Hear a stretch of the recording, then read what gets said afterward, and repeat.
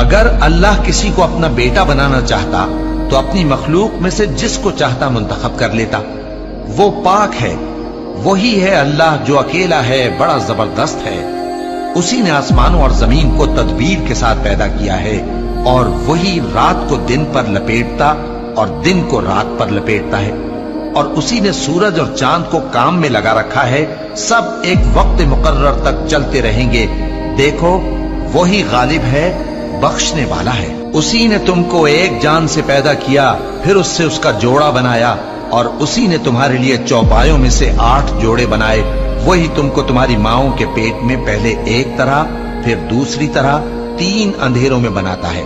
یہی اللہ تمہارا پروردگار ہے، اسی کی بادشاہی ہے، اس کے سوا کوئی معبود نہیں۔ پھر تم کہاں بہہ کے جاتے ہو؟